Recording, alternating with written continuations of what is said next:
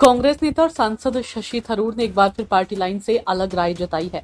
इस बार मामला है उस संविधान संशोधन विधेयक 2025 का, जिसमें यह प्रावधान है कि अगर प्रधानमंत्री, मुख्यमंत्री या कोई भी मंत्री लगातार 30 दिन जेल में रहता है तो उसे 31वें दिन अपने पद से इस्तीफा देना होगा या फिर उसे हटा दिया जाएगा।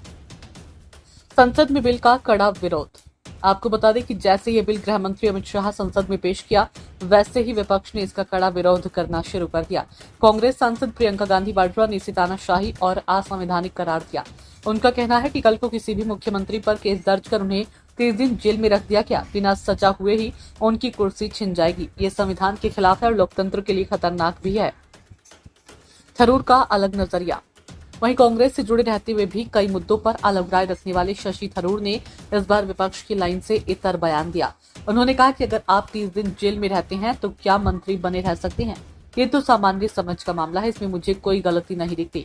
उन्होंने ये भी कहा कि अगर बिल को संसदीय चयन समिति के पास भेजा जाता है तो यह लोकतंत्र के लिए अच्छा होगा। वहां खुलकर चर्चा होनी चाहिए ताकि हर पहलू पर विचार हो सके।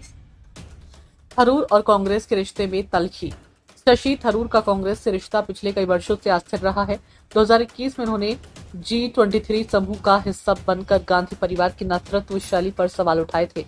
हाल ही में उन्होंने प्रधानमंत्री नरेंद्र मोदी की गतिशीलता की तारीफ कर दी थी, जिस पर कांग्रेस नेतृत्व नाराज हो गया। कुछ दिन पहले थरूर ने उस समय भी चर्चा बटोरी जब कांग्रेस ने भारतीय अंतरिक्ष यात्री शुभांशु शुक्ला पर संसद में हुई विशेष चर्चा का बहिष्कार किया, लेकिन शशि थरूर ने इशारों में अपनी ही पार्टी के इस फैसले पर सवाल उठाया।